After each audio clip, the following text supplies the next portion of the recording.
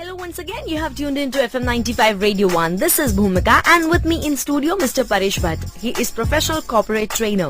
Good morning Paresh bhai. Good morning, Bhumika. Paresh bhai, 22 years, 2 decades plus 2 in corporate training profession. Let's start from your favorite topic and that is brand to product and product to brand. બિલકુલ ભૂમિકા, કોઈ પણ વસ્તુ કે કોઈ પણ વ્યક્તિ જન્મ થાય ત્યારે એ પ્રોડક્ટ હોય છે. Okay. પરંતુ જ્યારે એના ઉપર કોઈ ખાસ પ્રકારની પ્રોસેસ કરવામાં આવે જી અથવા તો એ વ્યક્તિ એ વસ્તુ પ્રોડક્ટ પ્રોસેસમાંથી પસાર થાય જી ત્યારે એ બ્રાન્ડ બને. Wow. કોઈ પણ બ્રાન્ડ બને કે ના બને એનો આધાર મારી દ્રષ્ટિએ બે વસ્તુ ઉપર રહેતો હોય છે. જી first is the quality of the raw material જી and absolutely. Second is process on raw material. Oh wow. Process on raw material means એની ઉપર કઈ પ્રકારની પ્રોસેસ કરવામાં આવે છે. જી બસ આના આધારે પ્રોડક્ટમાંથી બ્રાન્ડ બનતી હોય. ક્વેશ્ચન એ આવીને ઉભો રહે છે કે જ્યારે પ્રોડક્ટ બને છે ત્યારે એ એન્ટરપ્રેન્યોરના મગજમાં હોય છે કે yes my product is suppose to reach this kind of level. Yeah બિલકુલ, એન્ટરપ્રેન્યોર એ જ બની શકતો હોય છે કે જેના મનની અંદર, જેના ઊંડે ઊંડે વિચારમાં ગ્રેટ બનવાની, ક્યાંક મહાન બનવાની, પોતાની અથવા તો પોતાની પ્રોડક્ટને મહાન બનાવવાની અંદર ઊંડે ઊંડે ક્યાંક આવી ભાવનાઓ છુપાયેલી હોય તો જે એન્ટરપ્રેન્યોર બની શકે. અધરવાઇઝ એ એન્ટરપ્રેન્યોર બની જ ના શકે. આવા સંજોગોની અંદર એન્ટરપ્રેન્યોરને એવું હોય જ કે લોકો મને ઓળખે, મારી પ્રોડક્ટના નામે ઓળખે, મારું વ્યક્તિત્વ એક ખીલે કે જેથી સમાજ આપણને નોંધ લે. આ રીતે કોઈ પણ એન્ટરપ્રેન્યોર હોય જ્યારે પોતે પોતાની પ્રોડક્ટને માર્કેટમાં મૂકતો હોય ત્યારે એના મનની અંદર આ ચોક્કસ વિચાર આવતો હોય કે એક દિવસ આજ નહીં તો કાલે મારી પ્રોડક્ટ બ્રાન્ડ બની જશે. તો આ પ્રોડક્ટ ને બ્રાન્ડ કેવી રીતે બનાવી, એટલે એવા તો કેવા વર્ડ ચઢાવવા એ પ્રોડક્ટ ઉપર કે એ બ્રાન્ડ બને, એના વિશે આપણે વાત કરીએ FM 95 Radio 1 પર in an exclusive business hour with me Mr. Paresh Bhatt. He is professional corporate trainer. This is Bhumika on FM 95 Radio 1 and in an exclusive business hour with me Mr. Paresh Bhatt, professional corporate trainer. Paresh bhai, આજનો business hour નો આપણે topic લીધો છે product two brand journey. એન્ટરપ્રેન્યોરના મનમાં હોય જ કે જે product એ manufacture કરી રહ્યો છે આગળ જતા મોટી બ્રાન્ડ બને. બ્રાન્ડ એઝ અ કોન્સેપ્ટ છે ને ટુ માય નોલેજ ઇન્ડિયામાં છેલ્લા 20 વર્ષથી વેગ પકડ્યો છે. વેસ્ટમાં ઘણા વર્ષોથી આના પર રિસર્ચ ચાલી રહ્યું છે. આ તે ધ થિંગ ઇઝ ધેટ કે આજના એન્ટરપ્રેન્યોર્સ એ શું એટલા કોન્શિયસ છે ખરા એની પ્રોડક્ટને બ્રાન્ડ બનાવવા માટે? ભૂમિકા, આ વાતનો જવાબ 50-50 આપી શકાય. ઓકે. કારણ કે the greatest enemy of our future success is our past success. Okay. ઘણી વખત એવું બની જતું હોય છે કે આપણને નાની એવી સફળતા મળે અને જો એ સફળતાને આપણે પચાવવાની પાચન શક્તિ આપણામાં હોય તો ચોક્કસ પ્રોડક્ટમાંથી બ્રાન્ડ બની શકાય. રમાકાંત આચરેકરના બે સ્ટુડન્ટ વિનોદ કાંબલી અને સચિન તેંડુલકર જી બંને પ્રોડક્ટ હતા. માર્કેટની અંદર બંને જણાની સાથે સાથે ધમાકેદાર એન્ટ્રી થયેલી. જી પરંતુ સચિન તેંડુલકર પોતે ખાસ એવી પ્રોસેસમાંથી પસાર થયો અને એની સુપાચ્ય સિદ્ધિને સુપાચ્ય કરવાની ક્ષમતાને લીધે થઈને he could create himself as a brand.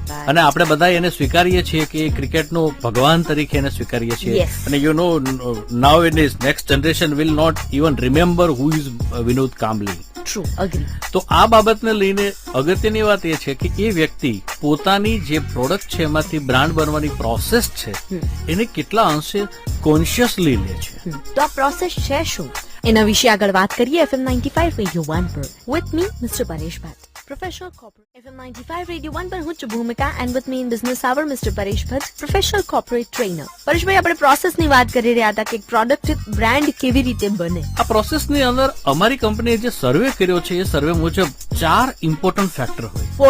4 important factor. Okay.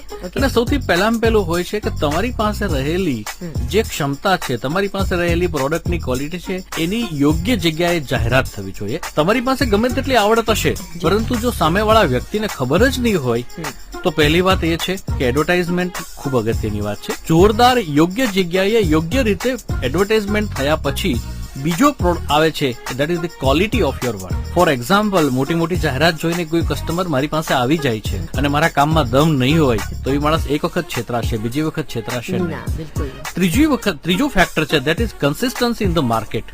તમે કેટલા સમયથી માર્કેટની અંદર સાતત્ય સાથે કામ કરી રહ્યા છો? ક્યા બાત હે. કારણ એ છે આપણે ઘણા બધા બ્રાન્ડને જોઈ રહ્યા છે જે વર્ષોથી એકનું એક કામ કરે છે અને એ એકના એક કામને લીધે થઈને હવે એ લોકો પોતાના કામ થકી વખણાય છે. ક્યા બાત હે. એટલે એક ધાર્યું સતત એ કન્સિસ્ટન્સી ખૂબ અગત્યની વસ્તુ છે. અને ચોથી એક અગત્યની વાત જે મારે તમારી સાથે ડિસ્કસ કરવી છે that is customer satisfaction. For example તમારી એડવર્ટાઇઝમેન્ટ ખૂબ સારી છે, એટ ધી સેમ ટાઈમ તમારું ક્વોલિટી ઓફ વર્ક પણ એટલું સારું છે, તમે વર્ષોથી માર્કેટની અંદર ઉભા પણ છો, પરંતુ જો તમારા કસ્ટમર સાથે તમારો વ્યવહાર સારો નહીં હોય તો nobody is monopoly in the world except God. ઈશ્વર સિવાય આ દુનિયામાં કોઈ મોનોપોલી નથી, આજ નહીં તો બીજો. એના વગર દુનિયા અટકી પડે એવું તો છે જ નહીં. એવા સંજોગોની અંદર કસ્ટમર સેટિસ્ફેક્શન એ ખૂબ અગત્યની વસ્તુ છે.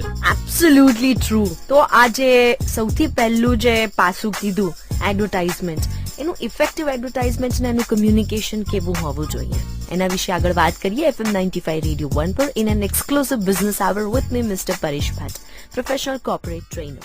This is Radio 1 બિઝનેસ આવરમાં હું છું Bhumika and with me on FM 95 mister Paresh Bhatt, professional corporate trainer.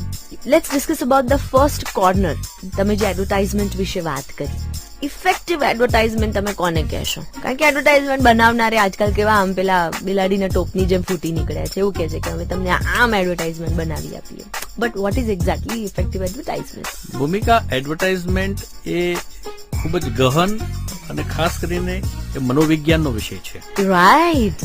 Recently MBA ના સ્ટુડન્ટ્સ દ્વારા અમારી કંપની દ્વારા જે સર્વે થયેલો છે, એ સર્વે તારી સાથે મને શેર કરવો ગમશે. અમે 1000 પ્રોફેશનલ્સ લોકોને મળ્યા. 1000 professional from the Ahmedabad and Gandhinagar. Okay. આ 1000 પ્રોફેશનલ, જ્યારે હું પ્રોફેશનલની વ્યાખ્યા વાપરું છું ત્યારે પ્રોફેશનલ એટલે એવી વ્યક્તિ કે જે વ્યક્તિ પોતાની સર્વિસીસ દ્વારા આર્થિક ઉપાર્જન કરે છે. બિલકુલ. Like doctor, chartered accountant, artist, this all are considered as a professional people. બિલકુલ. અને એને એક સવાલ પૂછવામાં આવ્યો કે સાહેબ, do you believe that advertisement is very important? બોલે હા. તો સર મેં પૂછ્યું કે do you believe website is a very important tool nowadays for the advertisement purpose?